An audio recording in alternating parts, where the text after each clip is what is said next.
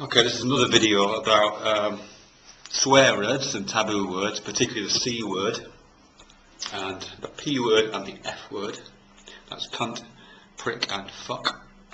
And what I was saying in the last video I made, which prompted something else really, was the specifics of a lexicon.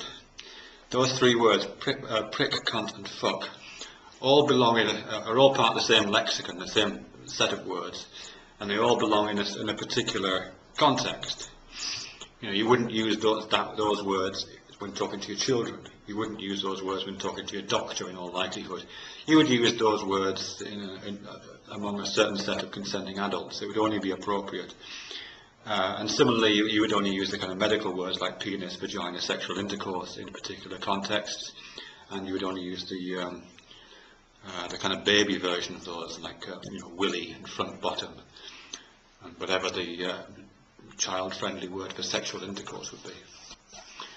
Horizontal mambo, something, I don't know. Anyway, whatever you would call it. What was I saying? Oh yeah, so you've got these different lexicons, and they're context-specific. They evoke certain context. You don't use them out of context. It sounds weird, and normally you don't mix them. So you don't start off using words like vagina and penis in a sentence and then end up talking about cunts and pricks. You usually stay consistent.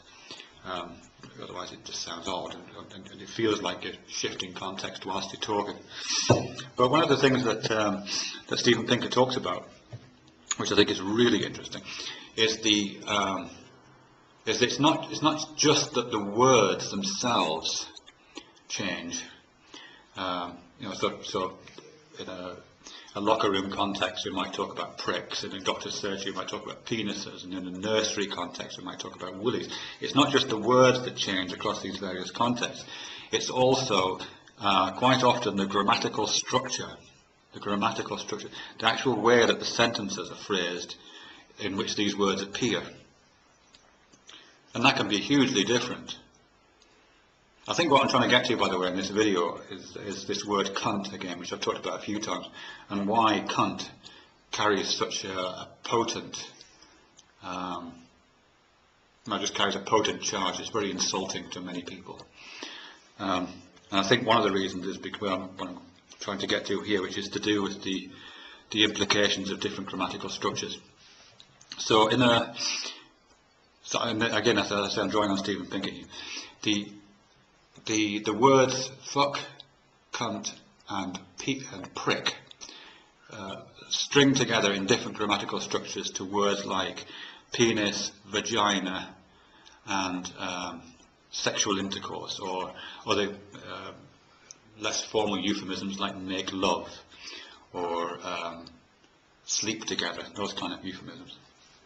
And the structures are hinged around the verb in those sentences. The verb to fuck and the verb to have sexual intercourse or to sleep together.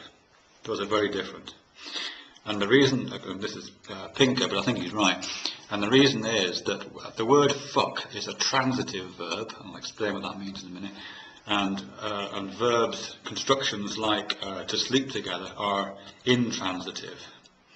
A transitive verb is a verb that basically joins a subject to an object.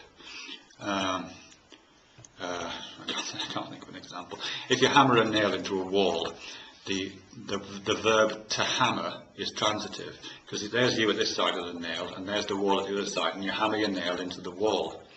You can't use it intransitively. You can't just stop at the end of the verb. You can't just say I hammered. Well, you kind of can, but it doesn't make sense. Or I hammered the nail. It doesn't make full sense. In order to make full sense out of it, you have to complete it. Actually, that's not quite right, but it'll do for now. So it's transitive. The action begins with the subject and is carried out against an object, hammering a nail. I hammered the nail. I drink the water. I pet the dog. You can't just say I pet. Doesn't make any sense. And the word fuck, as I say, is a transitive word. When you fuck something. You can't just say I fucked. You have to say I fucked and then put a person's name ideally at the end of it. So it has that kind of subject-object relation. Switching to the other lexicon, away from that particular lexicon, the lexicon of penises and vaginas and sexual intercourse, or those other euphemisms like sleeping together, those verbs are intransitive. So they don't have an object at the end of them. You don't say, I sexually intercoursed this person.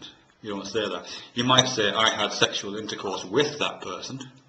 The with thing is completely different, because you can say, myself and that person had sexual intercourse. And it just stops there. There's no object at the end of the activity.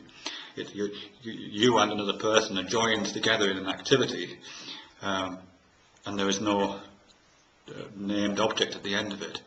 So it's completely different. There's no subject-object relation between the participants in sexual intercourse, whereas in fucking there is a subject-object relationship between the participants. There isn't one person who's fucking another in sexual intercourse or sleeping together. One person and another person are having sexual intercourse, are sleeping together. So there's a completely different relationship just in the verb. The fact that one verb is transitive and the other verb is intransitive.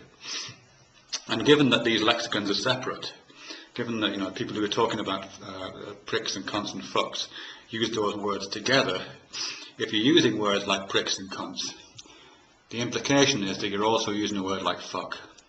It's part of the same, as I say, part of the same lexicon. So if you're using that word, you're implying it as part of a subject-object relationship. So if you're using a word like cunt, embedded within the logic of the language is that the person who's at the other end of that cunt is an object, and you at this side of the prick is the subject, engaging in an action on that object. So subject-object relationships and all of the kind of gender power politics that comes out of the problems of subject-object relationships, the objectification of women, if you like, are embedded in that word fuck, and by implication in that word cunt,